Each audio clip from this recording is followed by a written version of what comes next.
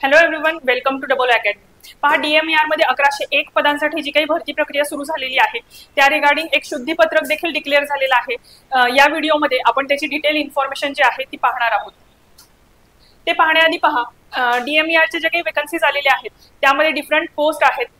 Lab technician असेल, lab assistant असेल किंवा औषध निर्माता, या सगळ्यासाठी जे आहेत अकॅडमीमध्ये बॅचेस सुरू झालेले आहेत। त्यामध्ये जे तुमचे प्रीवियस इयर क्वेश्चन पेपर आहेत त्याचे डिटेल अनालिसिस तुम्हाला प्रोव्हाइड केलं जातं। तुमचा सिलेबस जो आहे तो कंप्लीट कव्हर केला जाणार आहे आणि ई बुक टेस्ट सिरीज आणि नोट्स जे आहेत तुमच्या अपडेटेड सिलेबसच्या अकॉर्डिंगली तुम्हाला प्रोव्हाइड केल्या जाणार आहेत। या रिगार्डिंग जर तुमचे काही डाऊट असतील किंवा तुम्हाला बॅच जॉईन करायची असेल तर तुम्ही कॉन्टॅक्ट करू शकताय 9545818303 या नंबरवरती। आता हे DMER ची जी काही वेकन्सी आलेली आहे त्या रिगार्डिंग जे शुद्धीपत्रक डिक्लेअर केलेलं आहे त्या रिगार्डिंग इन्फॉर्मेशन पाहूयात।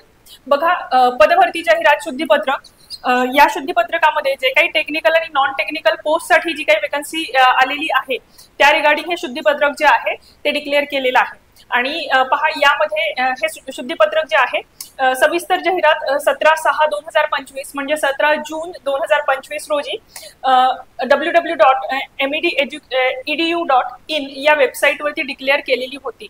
मग त्याच अनुषंगाने पहा, महाराष्ट्र शासन सामान्य प्रशासन विभाग आणि शासन परिपत्रक क्रमांक 10 जुलै 2008च्या अन्वये महाराष्ट्र आणि कर्नाटक सीमा भागातील महाराष्ट्र शासनाने दावा सांगितलेल्या 865 गावातील मराठी भाषिक उमेदवारांना संबंधित पदाच्या सेवा भरती नियमातील सर्व अटींची पूर्तता, म्हणजे ज्या काही ही फॉर्म फिलअपसाठी ज्या काही अटी असणार आहेत त्या सगळ्याची जर पूर्तता हे कॅन्डिडेट करत असतील, महाराष्ट्र आणि कर्नाटक सीमेवरती ज्या काही 865 गावं आहेत ज्याच्यावरती महाराष्ट्र सरकारने दावा सांगितलेला आहे त्या गावातली उमेदवार देखील या DMERच्या जी काही वेकन्सी आहे त्यामध्ये फॉर्म फिलअप करू शकणार आहेत। या रिगार्डिंग हे शुद्धीपत्रक जे आहे ते डिक्लेअर केलेलं आहे।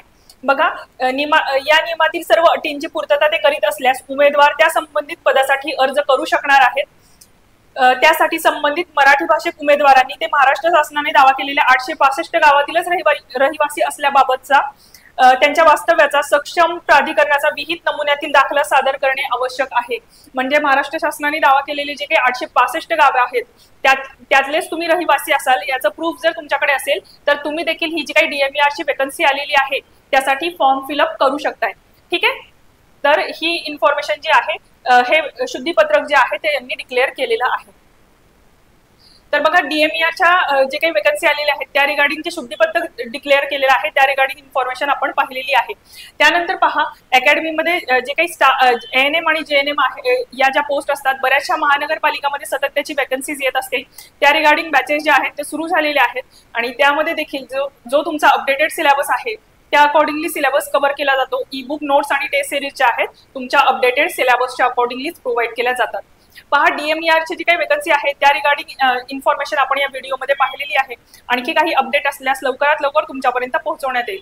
जर व्हिडिओ तुम्हाला इन्फॉर्मेटिव्ह वाटत असेल तर व्हिडिओला लाईक करा आणि चॅनलला सबस्क्राईब करून ठेवा। थँक्यू।